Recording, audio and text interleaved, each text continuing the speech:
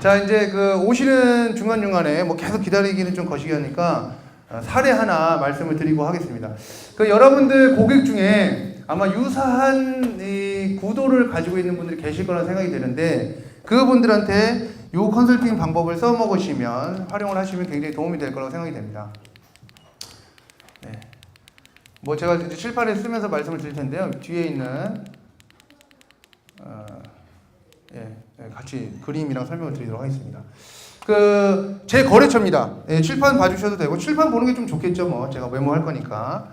자, A라는 업체가 있는데요. 이 업체는 한 수년 전에 이 업체의 대표님, 업체 대표의 어머님께서 세미나 오셨어요.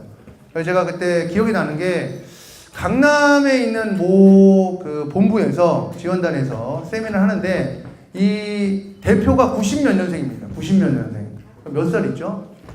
94년생인가? 92년생인가 보다. 아마 21 중반 됐거든요.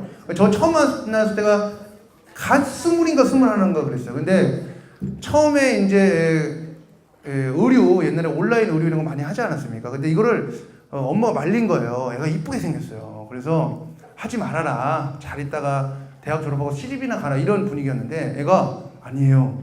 저는 특별한 능력이 있어요. 그래서 사업을 시작한 겁니다.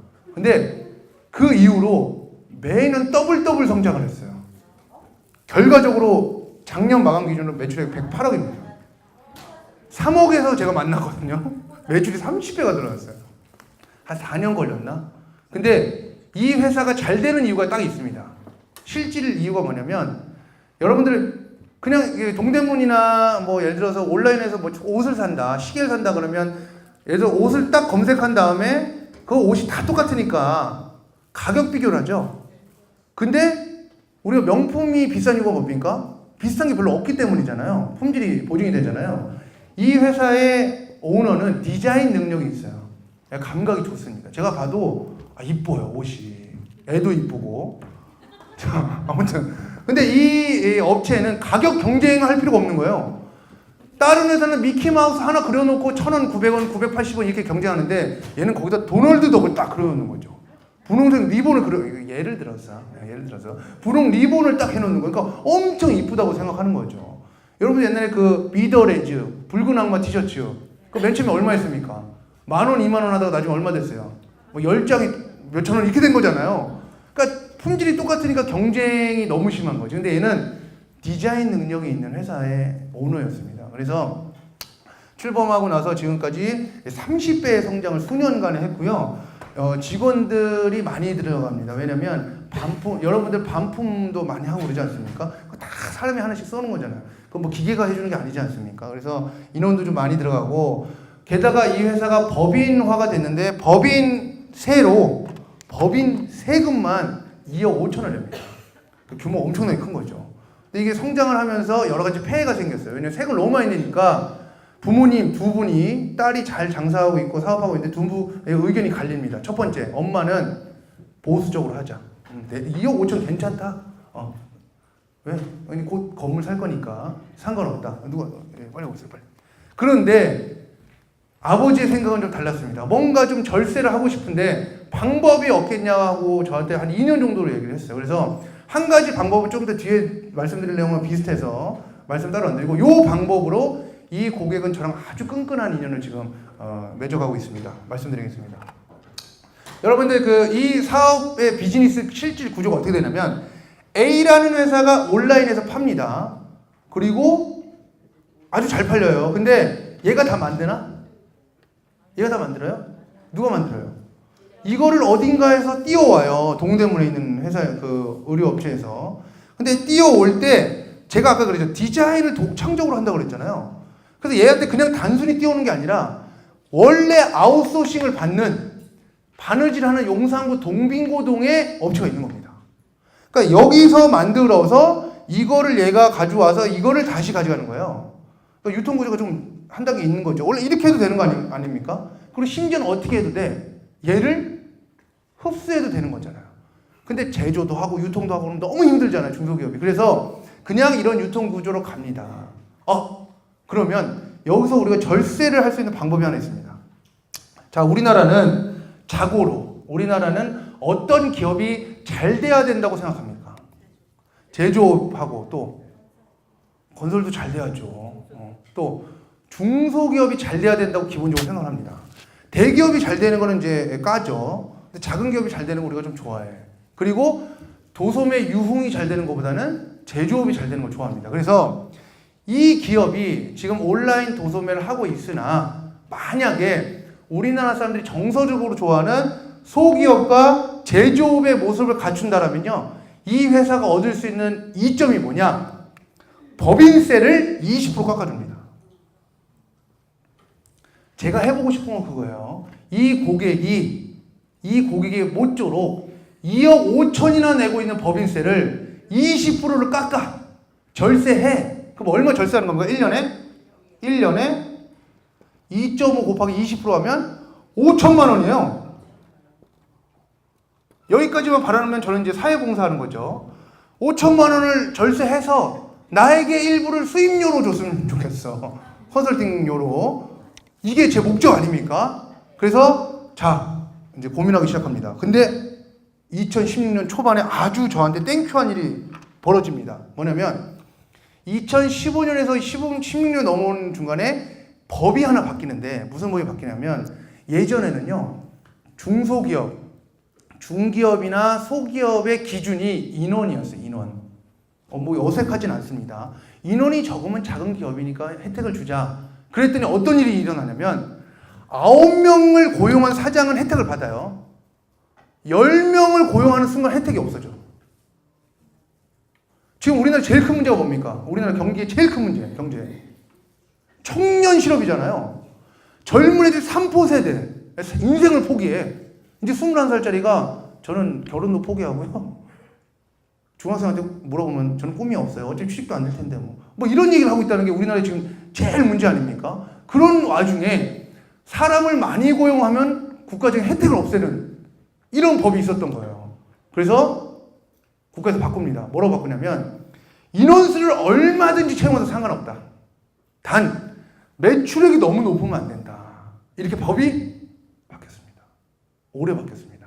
그래서 소기업이 되고 제조업이 되게 해서 나는 20%를 깎아주고 싶은데, 소기업이 될 수 있는 기준이 이 회사는 그냥 있었으면 저 화면에 보시면 20명인 거예요. 그러니까 10명으로 줄이지 않는 한 혜택을 받을 수 없는 거예요. 그런데 뭘로 바뀌었다고요?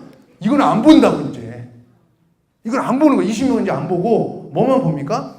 매출액만 가지고 이제 소기업인지 아닌지를 보겠다. 근데 매출액이 108억이 소기업일까요? 아닐까요? 그러면 저 108억을 줄입니까? 그럴 수 없잖아요. 차라리 돈을 더 버는 게 낫지, 세금 내고. 그래서 두 번째가 있습니다. 뭐냐면 도소매하고 제조업은, 우리나라는 제조업을 더 좋아하기 때문에 제조업하고 도소매의 소기업 판단 매출 기준이 다릅니다. 즉 도소매는 매출이 50억이 넘어가면 소기업이 아니야. 도소매는 그냥 물건을 띄웠다 팔고 이런 것은 별로 세법적인 혜택을 줄 필요가 없으니까 50억만 넘어가도 혜택을 없애버리는데, 제조업은, 우리가 좋아하는 제조업은 120억이 될 때까지는 혜택을 유지합니다. 답이 다 나왔어요. 제가 해주고 싶은 건 뭐냐면, 제가 소기업으로 인정받고 제조업으로 인정받아서 그 법인세 20%를 깎아서 1년에 5천씩 세이브하게 되면 나한테 수입료를 좀 더 주길 바라는 게 제 진짜 검은 뜻이에요. 저렇게 하고 싶어. 그랬더니 마침 2016년이 되면서 뭐가 바뀌어? 법이 바뀌었어요. 중소기업 기준이, 소기업 기준이 인원 너무 많이 채우면 안 된다 그래서 얘는 지금 완전히 포기하고 있었는데 인원 기준이 삭제가 되는 거예요. 그리고 뭐가 생겼어? 매출 기준인데 이 기업이 제조업이라고 판명만 되면 얼마까지는 괜찮아? 120억까지 괜찮은 거예요. 완벽히 이제 그림이 된 거야. 그럼 중요한 건 뭐예요? 얘가 제조업이면 되는 거죠. 자, 아까도 말씀드려서 눈치채신 분이 있겠지만 요렇게만 보면 뭡니까? 도소매업입니다. 온라인 도소매입니다. 근데 요렇게 보면 제조업입니다. 그래서 이걸 국가에서는 제조업을 하고 싶으나, 분명히 국가 경제 이바지를 제조업을 하고 있으나 자기가 사정상 공장에 안에 들어있지 못해서 제조업을 하고 있으나 도소매를 할 수밖에 없는 운명의 애들을 이렇게 혜택을 줍니다. 제조업으로 의제. 의제가 뭐냐면 원래 아닌데 그렇게 보겠다. 너랑 나랑 피 한 번 안 섞였는데 의형제 하듯이 제조업은 원래 아니지만 요거 조건을 만족하면 제조업으로 뭘 한다? 의제한다는 뜻입니다. 그래서 세 가지 조건이 뭐냐면 잘 들어보세요. 당연한 겁니다.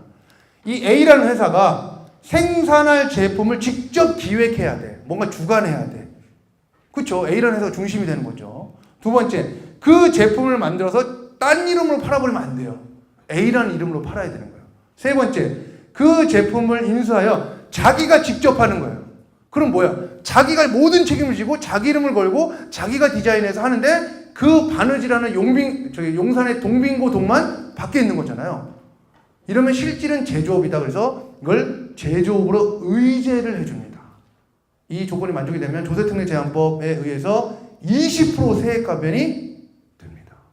그러면 이거는 옷만 되느냐? 지금 동대문에 사입을 해서 그 임가공을 삭바느질을 해와서 미키마우스 티셔츠를 가지고 온라인에서 파는 회사들도 되지만 여러분들 여러분 그 주거지가 어디신지 주 활동부대가 어딘지 모르겠습니다만 하남이나 구리나 외곽 쪽으로 하는 공장들이 많이 있죠.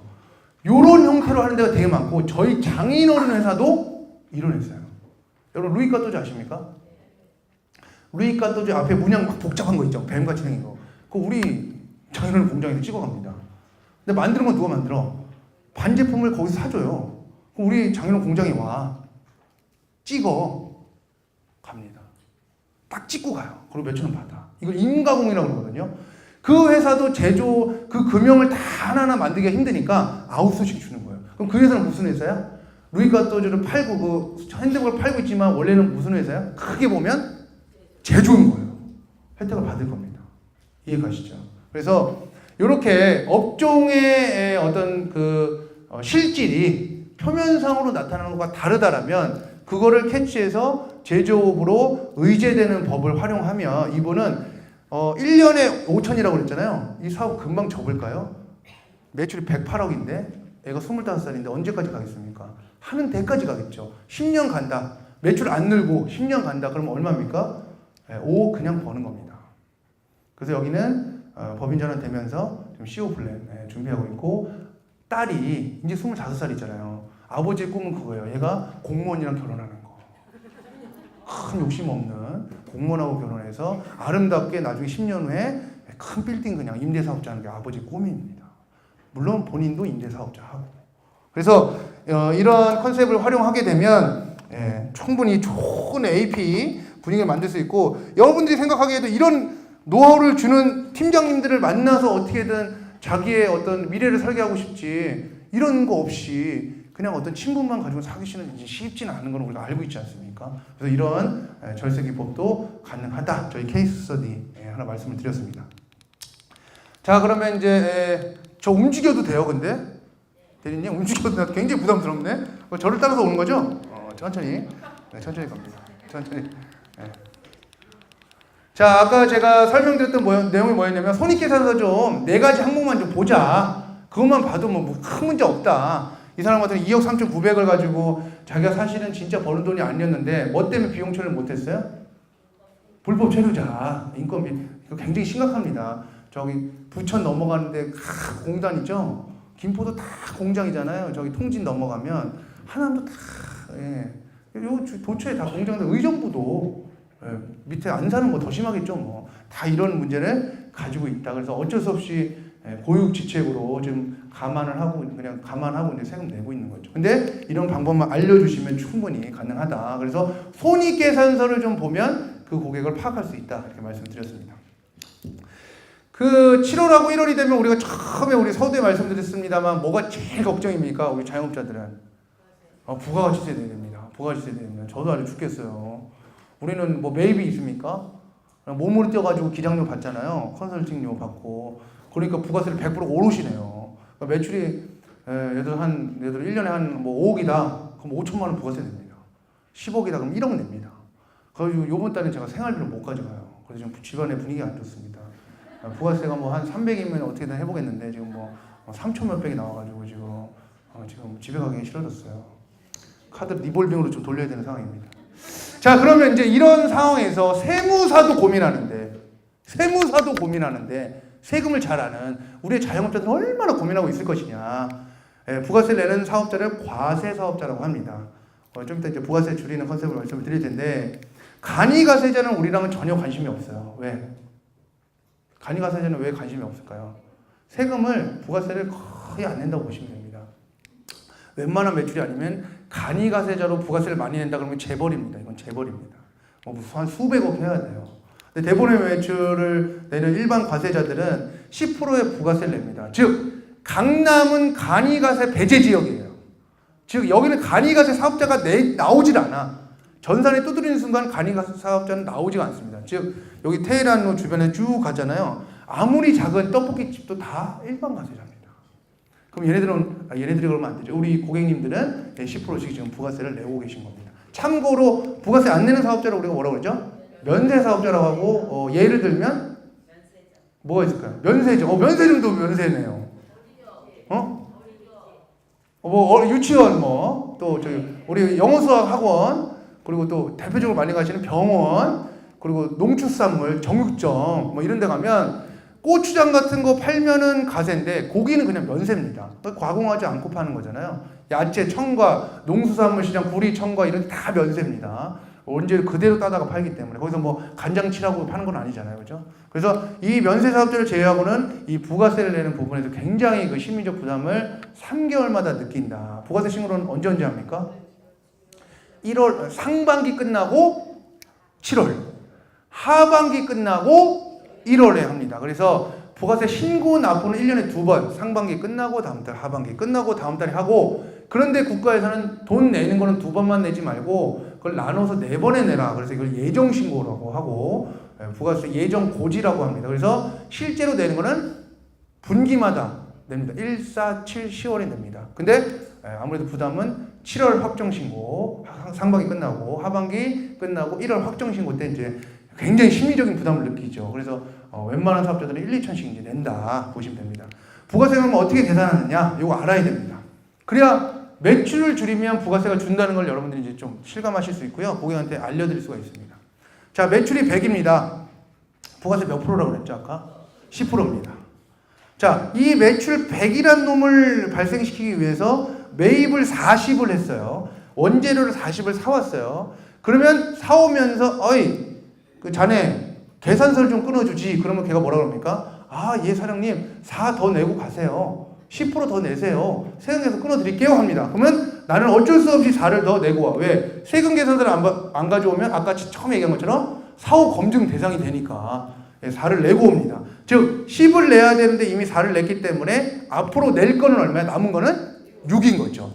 6이라는 숫자를 줄이는 게 우리의 핵심입니다. 근데 이 부가세가 얼마나 무섭냐면, 만약에 제가 이렇게 해서 이익이 났어요. 그래서 매출 100, 매입 원재료 40에서 이게 얼마입니까? 그러면 60 남은 거죠?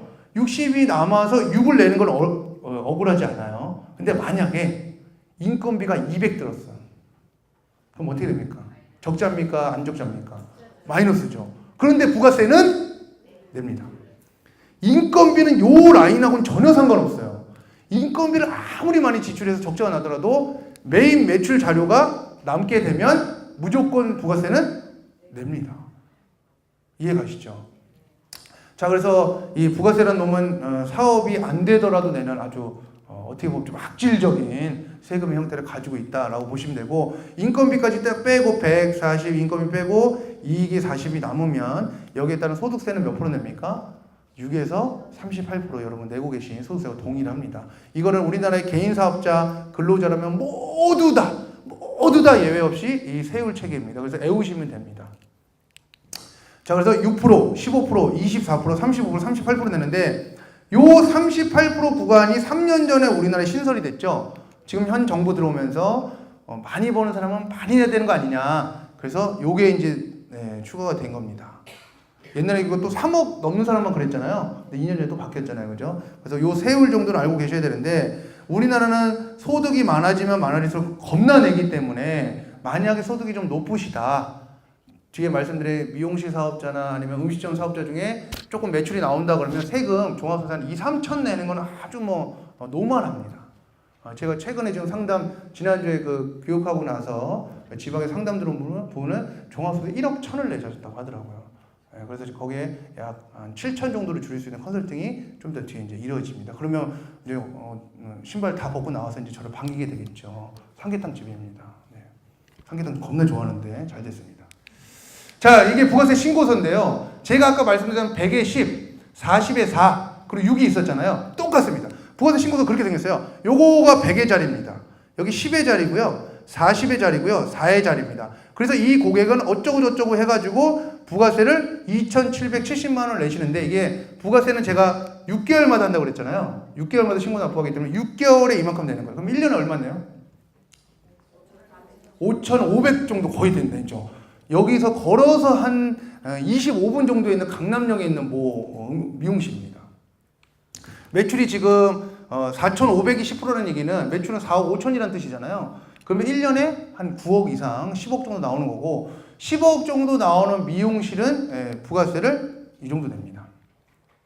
6천만 원 가까이 냅니다. 6천만 원이면 어느 정도 돈입니까? 남자분들은 차에 관심 많으시잖아요. 6천만 원을 뭐 살 수 있습니까? 그러니까 외제차 뭐요? 뭐 미니 쿠퍼 이런 거 말고 6천만 원이면 아우디 A6 바로 계약할 수 있죠. 지금 그냥 일시불 그냥 완납하고 올 수 있고, A7 같은 거 깔려가는 우주선 같이 생긴 차 있지 않습니까? 그것도 여기서 현금 할인 좀 받고 하면 7천이면 살 수 있는 차고, 우리가 길거리 보면서 벤츠 막 이런 거 있지 않습니까? E 클래스, C 클래스는 거의 다 살 수 있는 1, 2천만 보태면 그 정도의 가격을 매년 내는 겁니다. 그러니 저거를 줄일 수 있다라면 뒤에 제가 말씀을 드릴 텐데, 저 금액을 2천 정도 줄일 수 있다라. 여러분의 AP는 굉장히 아름다울 것 같아요. 초회면담은. 저는 그렇게 생각하는 거죠. 뭐 이건 또 뒤에 말씀을 같이 드리고, 일단 음식점 먼저 말씀을 드리도록 하겠습니다. 자, 음식점 사장님들이 가지고 있는 대부분의 고민이 뭐냐? 뇌를 이렇게 반으로 쪼개본다 이거죠. 너무 잔인한가? 쪼개봅니다. 그러면 음식점 사장님들의 뇌 구조에 상당 부분 이런 고민들이 있을 겁니다. 첫 번째, 우리 가게 매출 잘 나와야 되는데, 돈을 많이 벌어야 되는데, 요번 달 7월 달 또 부가세 되네, 계산서 맞춰야 되네, 이런 얘기 생각하고 있을 겁니다. 그리고 참고로 요새는 계산서나 세금 계산서가 종이로 왔다 갔다 하나요? 뭘로 하죠? 전자세금 계산서 제도와 전자계산서 제도라는 게 도입이 돼서 이제는 웬만한 정도의 매입이면 옛날에 흔한 말로 살 수가 없어요. 그냥 끝납니다. 전자로 다 왔다 가서 끝납니다. 그럼 이제 부가세 엄청 낼 거다 이거죠. 그리고 매출이 조금만 오르잖아요. 요새 한우집들은 그 테이블당 단가라 그러죠. 얼마나 나옵니까? 여러분들 한우 강남에서 드시면 얼마 나와요? 1인분에. 1인분에 얼마예요? 한 4만 원? 살치살 같은 거 한 5만 원? 뭐 이러지 않습니까? 한 3, 4만 원에서 5만 원 나올 거라 보이는데, 서너 명 가면 20만 원 나오고 금방 나오지 않습니까? 그러다 보니 매출 10억이 넘는 한우집은 10억만 넘어서 먹고 사는 게 힘들어요. 매출 10억이 넘어가면 무슨 사업자가 됩니까? 음식점은 성실신고 확인 대상자가 됩니다. 뒤에 자세히 말씀드릴 겁니다. 이거 되면 굉장히 괴롭습니다. 왜냐면 일단 관리하는 수준이 법인 수준으로 관리해야 되고, 저거를 잘못 기장했다가는 담당 세무사가 징계당합니다. 작년에 130명이 지금 쉬고 계십니다. 세무회계사가. 그러면 업체 하나 때문에 집에 가서 쉴까요? 저 사인 그냥 할 수 있을까요? 쉽지 않죠. 타이트하게 한다는 거죠. 약간 야리꾸리하다 그러면 다 거절합니다. 비용 처리를. 그리고 뭐 요새는 그 음식점에 가면 참 이렇게 한국말로 주문하기 좀 어색할 때가 있습니다. 그죠? 왠지 중국어를 배워야 될 것 같은. 근데 발음들이 좀 이상하지 않습니까? 물도 뭘이라고 하고, 뭘 드려요? 그럼 뭘 드리는 거지? 뭐 잘 이해가 안 가는데, 그게 물이었더라고요. 몰랐습니다. 이런 분들 또 제대로 인건비 떨 수 있냐고요. 쉽지 않다는 거죠. 그리고 또 이분들 퇴직금 줘야 되는 거 아닙니까? 대부분의 종업원들은. 제가 얼마 전에 모시고 있는 중앙일보 뒤에는 아구찜집이 있습니다. 여기는 한 20몇 년인가 30몇 년 됐고 매출이 어마어마해요. 근데 이 사람이 얼마 전에 전화 왔어요. 나이가 연세 좀 있으면 한 70 받으셨는데 사장님 전화 왔어요. 최상사 큰일 났어. 왜요? 그랬더니 우리 주방 보시던 아줌마가 270씩 받고 있었는데 알지? 제가 어떻게 합니까? 그죠? 예, 그렇죠, 알죠. 그랬더니 퇴직금 청구를 하고 갔어. 그럼 퇴직금 주셔야죠. 그랬더니 근데 금액이 한 4천인데, 예? 얼마나 근무하셨는데요? 4년인가 5년 근무했어. 그럼 그렇게 될 리가 없잖아요. 상식적으로 계산해도 한 300 보더라도 4년 5년 근무에 1,500? 이런 거 맞잖아요. 왜 그런가 봤더니 그 청구한 내역이 담당 노무사를 통해서 저한테 왔는데 어떻게 왔냐면 연차 수당 일단 붙입니다. 연차 수당 붙입니다. 그리고 이 아줌마가 토요일을 쉬면서 일했을까요? 쉽지 않죠. 토요일을 오버타임 갑니다. 그리고 주휴 수당 갑니다. 그러니까 3천 초반대가 됐어요. 그리고 300 몇십인가 써 있으면서 거기다 뭐라 써놨냐면 근로계약서 미비 보상수당 이렇게 써놓은 거예요. 근데 나 그런 말 처음 들어봤어. 그래서 내가 이게 뭘까 생각해봤더니 근로계약서를 쓰지 않으면 과태료가 얼마입니까? 고용노동부 사이트에 바로 나와있죠. 500이죠. 그거를 보상해달라. 자기 계약서 안 썼으니까 나 안 찔를게. 내가 물어보진 않았습니다.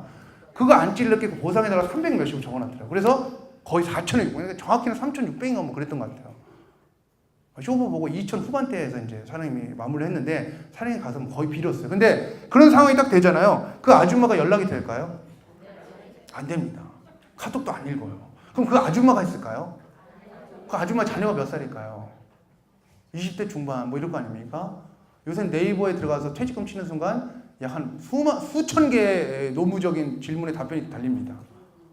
그럼 거기서 네임카드라는 게 있잖아요. 누르면 바로 전화되잖아요. 이메일 보낼 수 있잖아요. 노무사님들 주요 영역 중에 하나입니다. 컨설팅 피 받는 주요 영역 중에 20%가 30% 받습니다. 뭐 회사마다 다르겠지만 정당하게 이제 청구하는 거죠.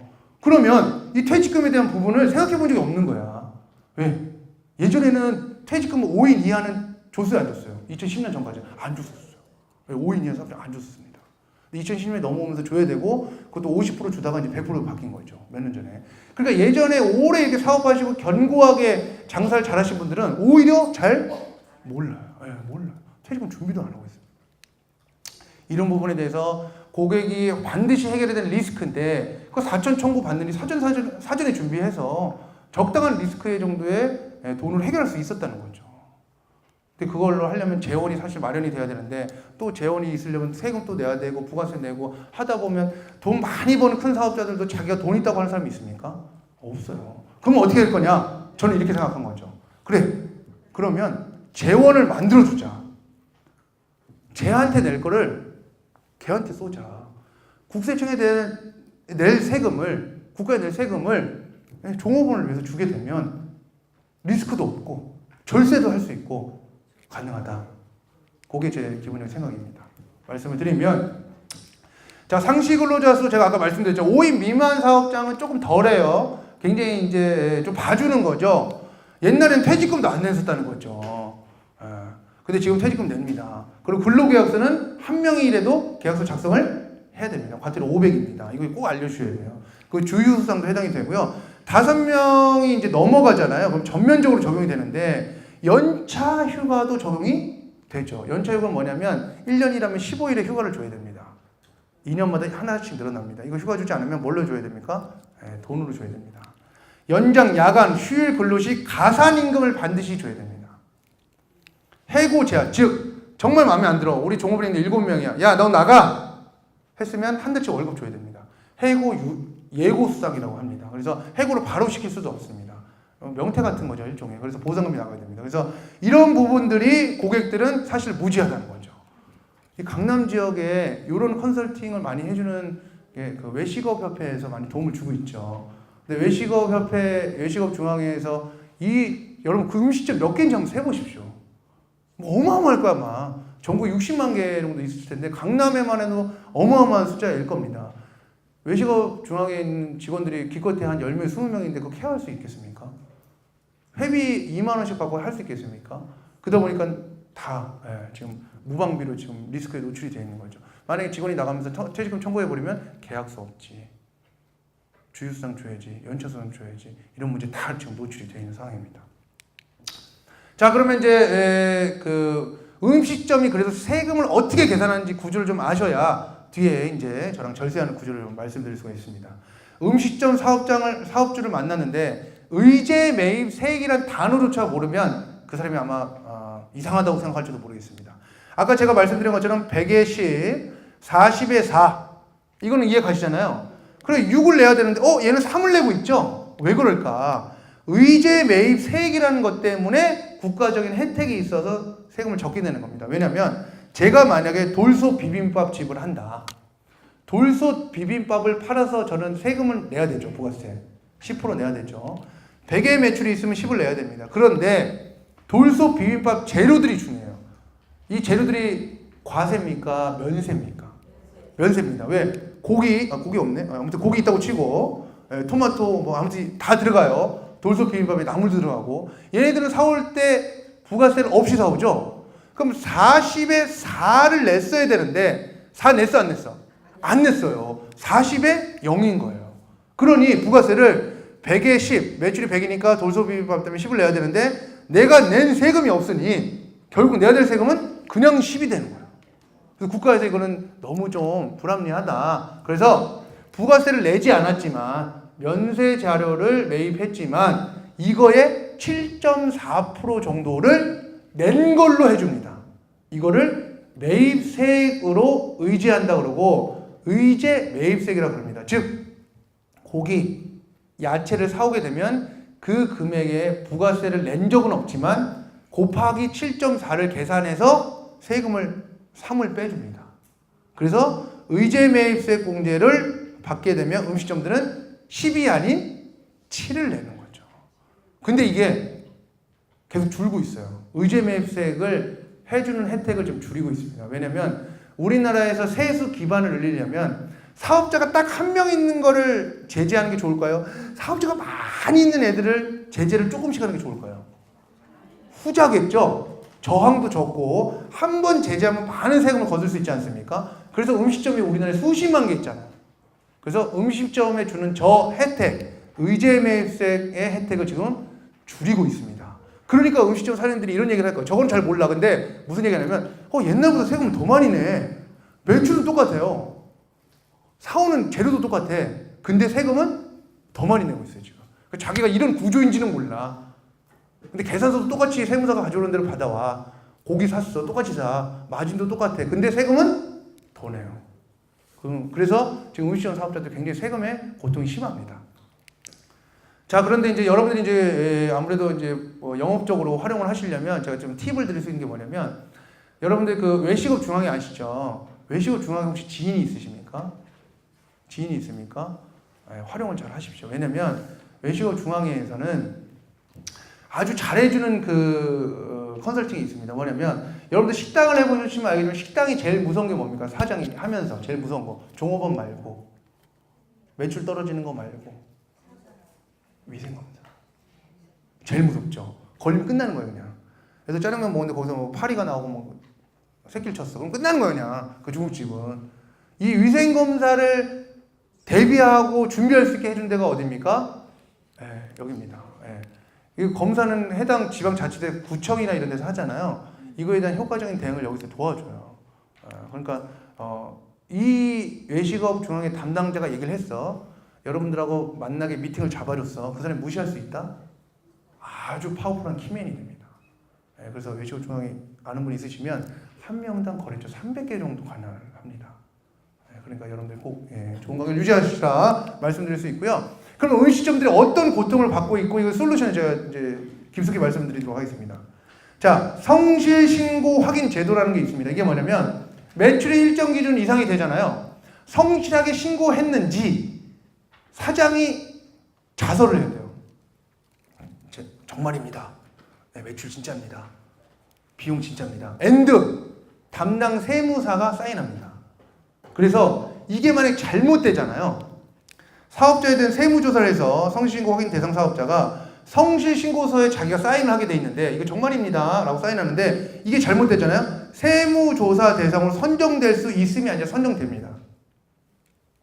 앤드 성실신고를 잘했다라고 확인해주는 세무사가 있는데 세무사가 만약에 눈을 감아줬어요.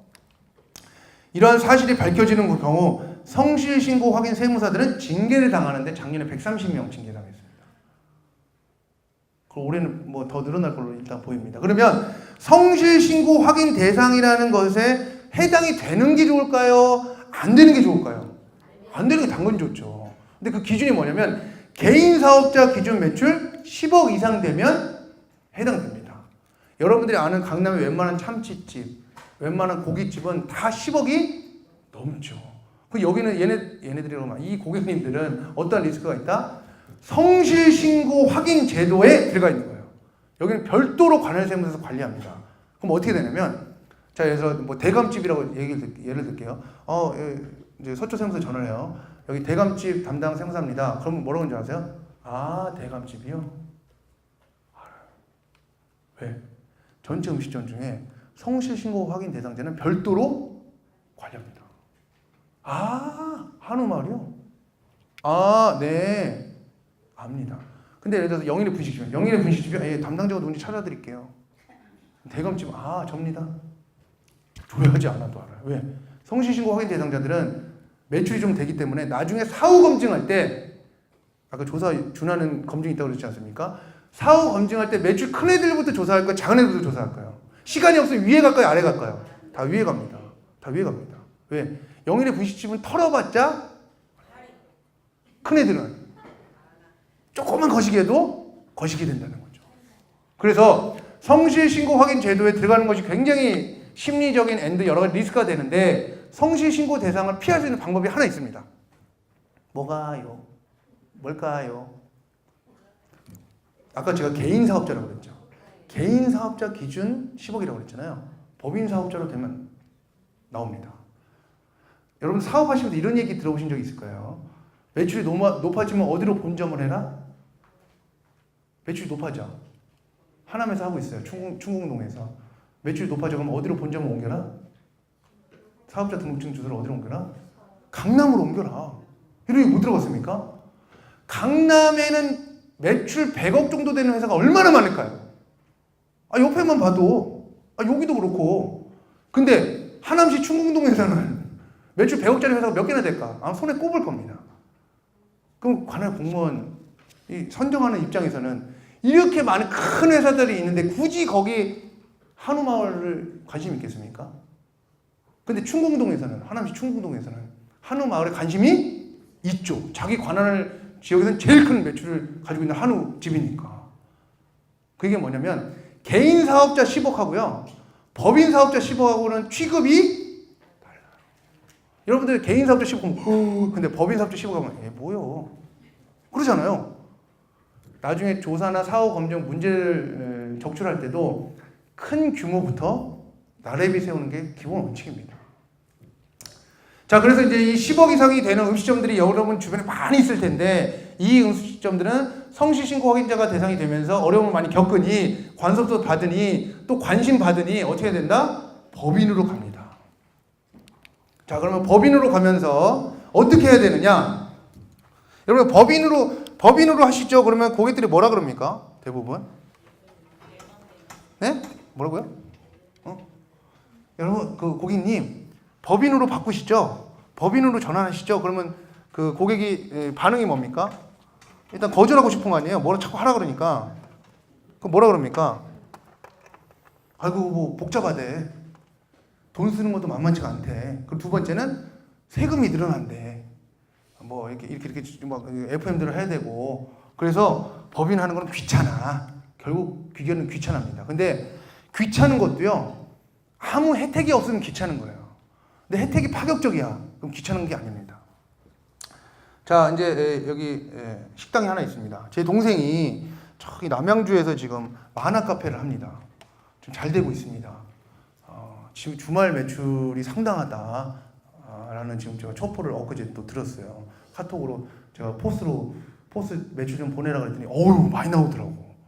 난 놈입니다. 장사를 잘해요. 근데 제 동생은 천재입니다. 제가 보니까. 왜 천재냐면 뒤에 이제 말씀드릴 이 세법적인 내용을 지는 알고 있어. 몸으로 알고 있더라고요. 여러분들이 만약에 만화 카페를 하다가 장사가 잘 돼요. 근데 갑자기 캐나다 이민 갈 일이 생겼어요. 그럼 그 만화 카페를 그냥 두고 갑니까? 어떻게 해요? 누군가에게 팔고 가겠죠? 팔 때 어떻게 여러분 가격을 산정하시겠습니까? 인테리어 한 거 일단 받아야겠죠. 뭐 보증금은 당연히 받아야 되고 또 뭐 받습니까? 권리금 받죠. 권리금을 어떻게 계산합니까? 그냥 대충 옆 가게랑 비슷하게 뭐 할 수도 있고 대부분 권리금을 어떻게 계산하냐면요. 내가 앞으로 향후에 2, 3년 벌 돈을 지금 받는다면 얼마일까?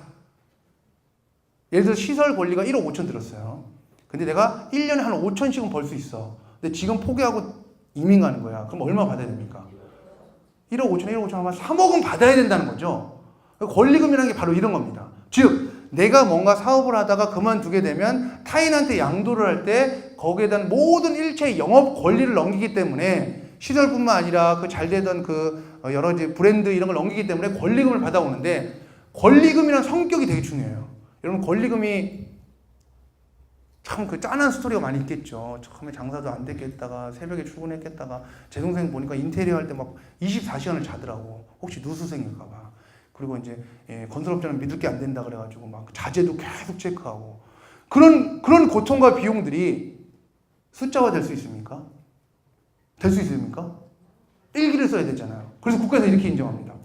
권리금을 받으면 즉 영업권을 넘겨서 권리금을 받으면 아무 묻지도 않고 따지지도 않고 비용을 80% 인정합니다. 80% 인정합니다. 자, 이게 개인 사업자예요. 얘 법인이에요. 네, 개인은 한자가 좀 어려워서 법인만 한자로. 자, 법인이에요. 얘랑 같은 사람입니까? 대표자가 얘가 홍길동이고 얘도 홍길동이야. 그러면 이건 같은 사람입니까? 대표는 같죠. 근데 법적으로는 얘는 법으로 만든 사람이고요. 얘는 개인이란 말과 똑같이 자연인, 자연적으로 태어났다고 해서 자연인이라고 그러는데 다른 사람이에요. 즉, 제 동생이 만화카페 하다 이민 갈 때 다른 사람에 팔았다라면 똑같이 개인 사업을 하다가 이거 그만두고 법인 사업을 하게 되면 얘한테 팔 수도 있다는 거죠. 왜? 얘랑 같은 사람이에요? 다르다니까 자꾸 왜? 다시 설명합니다. 자, 제 동생이요. 만화카페를 하고 있는데 이민 가면 그냥 안 갈 거라는 거죠. 그러면 뭔가 팔고 와야 되는 거 아닙니까? 근데 왜 팝니까? 자기가 아닌 다른 사람이니까 팔고 가는 거잖아요. 그럼 돈을 받을 수 있는 거잖아요. 그 제 동생 해피하게 이제 캐나다 가는 거 아닙니까? 개인 사업을 해요. 나랑 다른 법으로 만든 어떤 사람이 갑자기 생겨. 자기라고 생각하지 말고 얘랑은 달라요. 그럼 여기가 잘 장사하던 노하우를 얘한테 넘겨줄 거 아닙니까? 얘는 갑자기 생기자마자 갑자기 매출이 나는 거 아닙니까? 그러면 얘는 얘한테 넘겨줄 때 뭘 받을 수 있다? 권리금을 받을 수 있다. 다른 사람이니까. 근데 실질은 뭐야? 나예요. 뒤에 설명을 또 자세히 드리겠지만 내가 나한테 돈을 주면서 경비를 얼마 인정해? 80% 인정하고요. 그럼 얘는 뭔 죄야? 태어나자마자 갑자기 돈을 주잖아요. 권리금을. 그럼 얘는 뭘 처리해? 비용 처리합니다. 자기가 자기한테 주면서 비용 처리를 하고 자기가 자기한테 주면서 소득을 20%만 잡는 거예요. 80% 경비 처리를 합니다. 이해 가시죠? 다시 제 동생이 힘들다. 힘듭니다. 그냥 이해하신 걸로 보고. 자, 다른 기업에 비하여 초과 수익을 올리는 잘 장사하는 능력을 영업권이라고 합니다. 영업권에는 유무형의 여러 가지 자산이 들어갈 수 있지만 우수한 경영진, 제 동생은 천재라니까요. 우수한 판매 조직, 제 동생이 찌라시 돌렸다고요. 제조성의 비법, 커피 잘 만듭니다. 이런 거를 모든 조건을 통해서 홍길동이라는 사람은 주식회사 홍길동에다가 영업권의 1차를 노하우를 양도하고 거기에 따른 권리금, 즉 영업권의 대가를 받을 수 있는데 이거를 권리금이라 하고 기본적으로 세법에서는 그 수많은 노력을 몇 프로 인정해준다? 80% 인정을 해줘서 3억을 받아도 6천만 원 받은 걸로 그냥 인정한다니까요. 만약에 4억을 받으면 8천만 원만 받은 걸로 인정하는 거예요. 2억을 받으면 4천만 원만 받은 걸로 인정하는 겁니다. 그거를 보시면 필요경비 80%를 인정하는 기타 소득이라고 합니다. 이건 세법에 나와 있는 용어고요. 그러면 영업권을 어떻게 평가할 거냐? 제가 아까 제 동생이 천재라 그랬잖아요. 왜 그러냐면 형, 나 요 정도 벌고 있잖아. 그럼 앞으로 이렇게 벌 거 아니야. 이거 3년 거 더해서 권리금 받을래. 천재였던 거죠. 감정평가사라고 하는 자격사가 있습니다. 뭐 하냐면 공시지가. 부동산의 공시지가, 땅, 건물을 공시지가 평가하는 감정평가사가 이 평가를 하는데 제가 물어봤어요. 그랬더니 이렇게 평가합니다. 2013년에 얼마 벌었고요. 14년에 얼마 벌었고요. 15년에 얼마 벌었으면 아마도 이변이 없는 한 17년에 이렇게 벌 거고요. 18년에 이렇게 벌 거고요. 19년에 이렇게 벌 겁니다. 그러면 현재 봐서 권리금의 가치는 미래에 벌 이 금액의 합계액이 될 거다. 그걸 권리금으로 받아야 된다. 라고 평가하는 거죠. 제 동생의 논리하고 똑같죠. 예, 여러분도 장사하시게 되면 당장 그만두면 지금 한 달에 500씩 들어오잖아요. 그러면 6천만 원 버는 거 아닙니까? 3년치 정도 청구한다는 거죠. 그러면 1년에 7천, 8천 버는 장사는 권리금 2억 원 청구를 해야 되는 거죠. 자, 그러면 이제 고객들이 이제 관심이 이렇게 됩니다. 내가 법인 전환을 하는 이유는 지금 10억이 넘어가는 음식점에 계속 관할세무서에서 문제 삼고 불필요한 시간이 많으니 개인 사업자가 아닌 법인 사업자로 간다. 그러면 법인 사업자 가면서 영업권, 즉 권리금을 평가해서 나는 절세를 80% 할 수 있는데, 그러면 금액이 높았으면 좋을까요? 낮았으면 좋을까요? 권리금이 높길 바랐죠. 그럼 고객들의 관심은 다 일로 갑니다. 네, 한 번입니다. 그러면 두 번 안 되면 두 번도 됩니다. 그건 나중에 추후에 상담을. 아무튼 그래서 영업권을 2억을 만약에 평가받는다고 예시를 주잖아요. 그러면 한우마을, 가칭이에요. 진짜 있는지는 모르겠어요. 한우마을이라는 개인 사업자였던 양도인이 계속 하다 보니까 매출이 계속 올라가요. 이거 어떻게 할지 모르겠어요. 막 세금 너무 많이 내고 막 종합소득 막 기천만 원씩 냅니다. 아까 제가 얘기했던 그 삼계탕 집은 1억 천을 낸다니까, 종합소득세를. 분납을 신청해요. 이런 회사들이 그럼 어떻게 할 거냐? 계속 이렇게 종합소득세 몇 천만 원씩 내면서 관할세무서에서 관심을 그냥 따가운 관심을 받을 거냐? 아니다. 법인 전환하면서요, 이 한우마을에서 이렇게 넘어가는 영업권을 평가받아서 그 영업권만큼 대가를 주는데 당장 안 줘도 됩니다. 계약서 쓰면 됩니다. 누구랑? 나랑. 나랑 손 잡고 둘이 왼손 오른손 쓰면 됩니다. 계약서를 쓰면 되는데, 영업권 평가액이 2억이 됐다 그러면 나는 2억 원을 앞으로 받으면서 한우마을, 주식회사 한우마을의 통장에 돈이 들어오는 족족 2억을 받으면서 소득 금액 마진은 얼마로 신고한다? 80% 경비를 뺀 4천만 원만 신고하는 겁니다. 즉 2억이면 웬만한 기업의, 상장 기업의 임원의 연봉인데 얼마로 신고하는 거야? 사원급 연봉으로 신고하는 아주 파격적인 혜택이 있는 거죠. 절세 효과는 소득세 35% 기준으로 해서 5년 동안 6천만 원 정도 줄 거고요. 그리고 건보료도 준다고 그랬잖아요. 건보료는 이익이 많이 나면, 소득이 많이 나면 건강보험료 여러분 내시잖아요. 똑같이 이익을 줄여버리기 때문에 건보료도 적게 냅니다. 매년 4천만 원 비용 처리하게 되면 이 한우마을은 돈을 줬잖아요. 태어나자마자 무슨 죄입니까? 갑자기 2억을 주게 되잖아요. 그래서 이 2억에 있어서 비용 처리를 해줘요. 누구한테 주면서? 자기한테 주면서. 네, 법인세 절감 효과가 2천에 4천만 원이 있습니다. 여러분들 이해 가실 때까지 또 한 번 더 설명을 드립니다. 제가 3년 전에 이거 굉장히 중요해요. 왜냐면 이걸로 작년에 저는 진짜 수천만 원 벌었어요. 내 매출을 막 이러면 안 되는데. 자, 아무튼 간에 이 컨설팅 하나로도 고객이 이제 껌뻑 죽어가지고 이거 하다 보면 여러 가지 이제 먹을거리가 생기죠. 자, 이제 최홍철 세무회계사무소였어요. 제 이름이 맨 처음에 저희 상호가 최홍철 세무회계사무소였습니다. 2013년 9월 2일자로 요번에 이제 9월 1일이 되면 3년째 되는 거죠. 화분 환영합니다. 화분.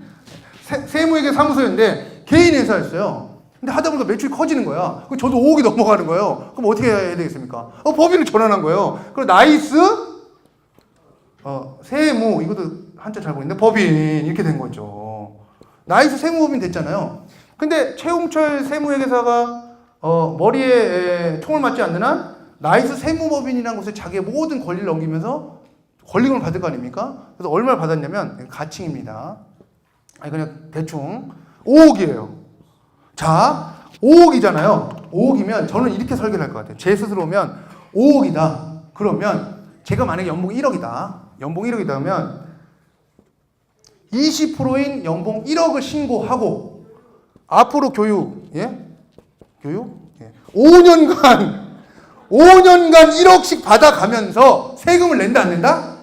안 낸다. 올해만 1억을 신고하고요.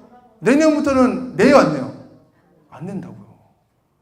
그러면 만약에 1년에 2천만 원씩 정도 세금을 종합세를 냈던 사람이라면 앞으로 5년 동안 한 번 신고하고 나서 세금을 안 내는 거예요. 그러니 절세 규모가 5년 동안 커지는 거예요.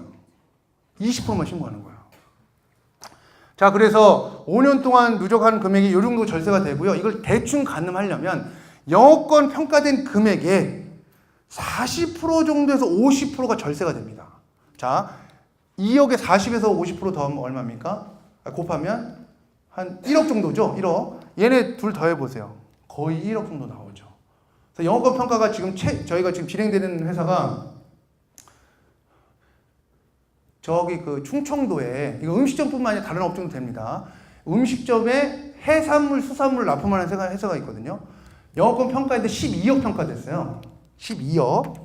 저 금액이 12억인 거예요. 그러면 이제 여러분들 물어볼게요, 제가. 자, 12억이 평가가 됐어. 그러면 12억이 평가가 됐으면 소득 신고는 얼마로 한다? 마진 신고하는 거는 비용 빼고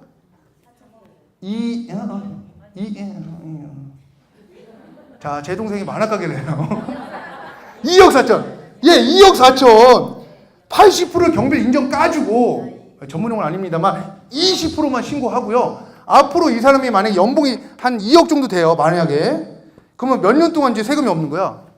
6년, 262. 한 번 내고 6년 동안, 그러니까 남은 기간은 5년이겠죠. 5년 동안 세금이 없는 거예요. 근데 제가 얘기했던 이 12억 정도 영업권 평가를 받으려면 소득세를요, 7, 8천 내고 있습니다, 지금. 7, 8천씩 몇 년 세이브 되는 거? 5년 세이브 되는 거. 그럼 얼마예요? 3억 몇 천이에요, 3억 몇 천. 근데 그 12억을 또 어디서 비용 처리해? 법인에서 또 비용 처리 또 하는 거예요. 그럼 앞으로 수년간은 법인의 비용을 걱정할 필요가 없는 거예요. 그럼 이거는 아주 쉽게 영업적으로 풀어드리면, 내가 나한테 돈을 주면서 비용 처리를 하는 거예요. 이게 바로 개인 사업자에서 법인이 전환을 될 때, 특히나 요새 10억만 넘어가면 다 법인 전환 니즈가 있는 우리 음식점에서 굉장히 많이 적용이 될 수 있는 컨설팅입니다. 특히 강남 지역의 음식점들은 10억 내외에 있는 회사들이 뭐 세고 셌죠. 리스트 뽑으면 뭐 어마어마합니다. 그래서 이런 컨설팅을 이용하시게 되면 절세 규모가 상당하다는 거죠. 자, 제 실제 이제 고객 사례입니다. 자, 이 고객은요, 권리금 평가를 받아봤어요. 그랬더니 얼마 나왔어요? 7억 9백이 나왔어요. 7억 9백이 나왔어요.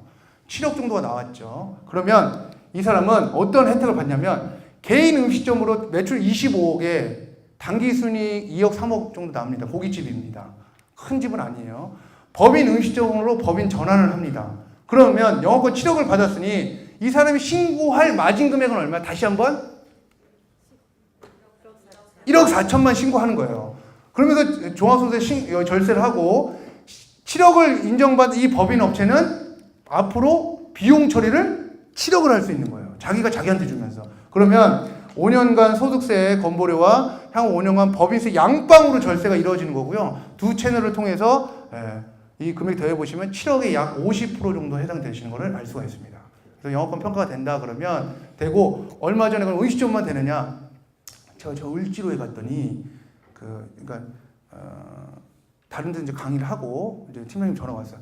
아니, 이거를 할 수 있는 데가 있을 것 같다. 그러면 같이 가재요. 전화 와서 이제 통화를 하고 이제 손익계산을 받아보고 몇 가지 평가를 해야 되는데, 제가 서류도 알려드릴게요. 퀵 회사야, 퀵. 근데 을지로에 있어요. 을지로에 퀵이 얼마나 많을까? 그 수요가. 퀵 회사가 8억을 찍어요. 영업권 평가를 했더니 7억 몇 천이 나왔어요. 근데 이제 뭐 매출 누락이 있는지 없는지 좀 파악을 해봐야 되겠습니다만, 권리금 7억 6천 정도 나와서 한 7억 정도 나왔어요. 그럼 이런 효과를 그대로 가져가는 거예요, 앞으로. 종합소득세 지금 엄청 내고 있거든요. 퀵 회사가 매입 자료가 있겠습니까? 퀵 매출이 8억이 오르면서 막 오토바이 막 100대씩 삽니까? 오토바이 산 거는 6년은 쓸 거 아닙니까? 자료가 없어요. 부가세 겁나 내고 있는 거예요. 소득세 엄청 내고 있어요. 근데 이렇게 절세가 이루어져서 지금 진행 중이고, 기장료는 다른 업체보다 3배를 청구했습니다. 사람이 오케이, 하겠다. 그래서 저도 좋고, 우리 팀장도 좋고, 그래서 이렇게 지금 절세 규모가 법인 전환을 통해서 나올 수 있고, 실제로 이 케이스 같은 경우는요, 영업권 평가액이 7억이 나오고 영업권 소득금액 20%만 신고하기 때문에 굉장한 절세를 얻었잖아요. 법인 설립했지 않습니까? 정관 있죠. 퇴직금 지급 규정 있죠. 저희가 만져드리면서 직원 퇴직연금은 가입하시든지 말든지 이제 권유를 해드렸고, 그리고 CEO하고 직원 나중에 이제 재원으로, 왜냐면 퇴직연금을 가면 제일 안 좋은 게 뭐예요? 아까 말씀드렸지만 퇴직연금을 가입시켜버리면 고객을 일단 실적도 없고 그 다음 나쁜 게 뭐예요? 고객 입장에서는 그 돈을 꺼내 쓸 수가 없어요. 유동성이 제한됩니다. 제도 자체를 폐지하거나 1년 미만의 신규 입사자가 아니면 절대로 주인한테 다시 퇴직연금 납부한 돈을 돌려주지 않습니다. 그게 법의 취지입니다. 그러다 보니까 CEO와 직원의 중간중간에 퇴직금 플랜으로 월납 1,000만 원 요구는 성사가 됐었습니다. 그래서 저한테도 굉장히 지금 큰 고객이 됐고 그 팀장님한테 지금 큰 고객이 돼 있는 거죠. 자, 이제 퇴직금하고 퇴직연금, 아까 제가 말씀드리면 다시 한번 말씀을 드리면, 퇴직연금 제도가 우리 중소사업자한테 안 맞는 이유는 다른 것보다 퇴직연금은 일단 들어가면 못 나와요. 저도 지금 직원들을 퇴직연금을 들어주고 있거든요. 엄청 후회하고 있어요. 내가 급할 때 부가세 때문에 돈이 필요하면 대출도 못 받고, 약관 대출이 되나 뭐가 되나 아무것도 안 돼요. 그래서 고객 니즈에 따라서 아까 제가 말씀드렸던 우리 음식업 사업자들 퇴직금에 대한 니즈가 있기 때문에 이런 부분을 추계액이 뭐냐면 1년 동안 준비를 해줘야 되는 퇴직금의 액 얼마입니까? 한 달치 월급에 해당이 됩니다. 즉 이 음식점이 1,000만 원씩 매달 인건비가 나가요. 그러면 1년에 1억 2천이죠. 12분의 1을 퇴직금으로 준비해줘야 돼요. 그거 알고 계시죠? 그러면 결국 1년 근무하면 한 달치의 퇴직금을 준비해줘야 됩니다. 그러면 그 한 달치가 바로 한 달치 월급이 되는 거고, 그거 나누기 12 하게 되면 1,000만 원이다 그러면 나누기 12 하게 되면 월납 80에서 100 정도의 니즈가 생깁니다. 그래서 저는 고객들하고 저희가 이게 코업을 하거나 그러면요, 청약서 항상 준비하라고 합니다. 옛날처럼 백지는 안 되는 걸로 알고 있어서 옛날에 그냥 썼잖아요. 이렇게 나중에 출력하기도 하고, 지금은 아예 클로징 할 수 있게 이런 추계액이 계산이 되면 1,000만 원 정도 월급이 나간다 그러면 나누기 12 해서 80에서 100 정도를 아예 찍어 갑니다. 그러면 고객한테 이렇게 퇴직금 추계액이 생기니까 네가 알아서 가입하세요 그러면 판단 못 해요. 우리가 가이드를 해줘야 됩니다. 그 기준은 뭐다? 한 달치 월급액 1년 추계액이라고 표현할 수 있는 이 금액을 월납으로 고객한테 준비를 해드리면 되겠습니다. 자, 일단은 뭐 음식점은 이 정도 말씀을 드렸고요. 질문이 있으시면 요거 이 기억에서 이제 잊혀지기 전에 질문 받고 쉬도록 하겠습니다. 네. 예를 들어서 한 9억 정도 된다. 그러면 한계 매출이라고 그래요. 한계 매출. 그러니까 한계 다달았다. 그러면 곧 넘어가잖아요. 예. 만약 9억 찍은 다음에 내려갈 회사가 아니라면, 계속 올라갈 회사라면 준비 미리 하는 게 좋아요. 왜냐면 어차피 내년에 또 종합소득 엄청 낼 거거든요. 그래서 저희가 권유하는 수준은 10억의 80% 수준에서 준비해야 된다. 왜냐면 음식점들이 인력 매출 오는 게 금방 납니다. 예. 한 달에 1,000만 원만 내면 바로 1억이 늘기 때문에 1,000만 원 해봤자 하루에 30만 원이거든요. 1매출 30 오르잖아요. 1억 금방 늘기 때문에 8, 9억 정도 되면 이제 한계 매출 바로 준비하라고 말씀드립니다. 교육 서비스업 같은 경우는요, 매출이 5억이잖아요. 맞아요, 5억입니다. 그런데 교육 서비스업 같은 경우는 네, 그 인건비로 나가는 비용이 거의 뭐 7, 80% 많죠. 되거든요. 많죠. 그럴 경우는 서비스업 같은 경우는 이제 마진이 업종마다 다른데, 뒤에서 말씀드린 뭐 미용업 같은 경우는 마진이 한 20% 가까이 되거든요. 그러다 보면 이제 종합소득세 굉장히 많이 내고 계신 거죠, 지금 현재. 그래서 그걸 줄일 수 있는 방법이 법인 전환인데, 정말 애석하게도 미용실은 법인이 안 됩니다. 그건 좀 더 제가 미용실은 법인이 안 됩니다. 그래서 이제 다른 서비스업들, 학원들 법인 전환 많이 합니다. 그래서. 학원 같은 경우는 지금 금방 말씀드린 대로 5억 정도면 네. 한 4억이 거의 인건비로 나가는 그쵸. 수준이거든요. 그래서 자기가 1억 정도 마진이 떨어지잖아요. 그러면 실제로 종합소득세 1,500인데 2,000 낼 겁니다. 예, 보통 그렇게 낼 겁니다. 그거 5년 만에도 한 1억 되잖아요. 그거를 2, 3천 수준으로 줄여버리는 거죠. 가능하죠. 전환을 하는 게 훨씬 유리하죠. 그래서 학원 법인 전환 굉장히 문의 많습니다. 왜냐면 5억에서 7억 넘어가면 이제 사장 그 원장님들이 좋은 차를 타는 월급 수준이 되기 때문에 종합소득세를 많이 냅니다. 그래서 저렇게 준비를 하셔야 됩니다. 뭐, 네. 사후 검증. 사후 검증을 했는데 국세청에서 잘못 알려줬어요. 그런 경우 있거든요. 그럼 경정 청구하면 됩니다. 네가 잘못 알았어요. 해도 됩니다.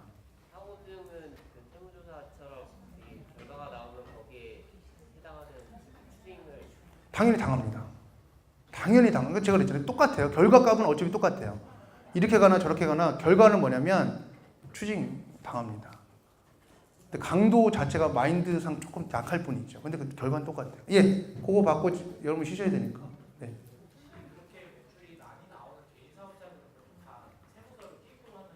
다 끼고 하죠. 잘 몰라요. 그 이유는 그 담당 세무사들이 좀 안 하는 이유는 저는 제 개인적인 사견이에요. 두 가지가 있는데 첫 번째는 여러분들이 기존 고객을 잘 이렇게 케어하시다가 그 고객한테 다시 신규 계약 뽑기 쉽지 않죠. 고액으로 똑같습니다. 저희도 기장 거래처 있잖아요. 이 거래처에서 저희가 보통 이런 컨설팅하면 저희 수익이 상당하거든요. 그거 다시 달라고 하기가 굉장히 쉽지가 않아요. 그리고 작업은 굉장히 많죠. 굉장히 귀찮거든요. 제가 지금 말씀드린 한 2달 정도 작업해야 됩니다. 그러면 담당 세무사가 그걸 제안하고 소액 받고 2달 고생한다? 쉽지 않은 얘기고, 그리고 대부분의 세무사나 세무법인들이 아주 이렇게 좀 이렇게 필드에서 열심히 하지 않으시면 자기 고객이 매출이 얼마인지 몰라요. 저도 거래처가 지금 500 몇십 개거든요. 거래처 제가 주요 고객층 한 15%만 알지 나머지는 매출이 있는지 없는지도 몰라. 그래서 어떻게 하냐면 직원들한테 10억 넘으면 가져오라 그럽니다. 근데 애들이 만약에 까먹어? 그럼 모릅니다. 모르는 거죠. 그래서 그런 두 가지 사유 때문에 제 생각에는 요거를 세무사님들은 분명히 알아요. 알지만 적극적으로 권유하거나 아니면은 직원들이 적극적으로 얘기해주지 않으면 그냥 넘어갑니다. 그래서 제가 직원들한테 몇 번 뭐라 그런 적도 있어요. 아니 고객이 이렇게 혜택을 얻을 수 있는데 왜 안 했느냐 이렇게 하는 적도 있습니다. 자, 그러면 이제 여러분이 쉬셔야 되잖아요. 그래서 3시 54분에 뵙도록 하겠습니다.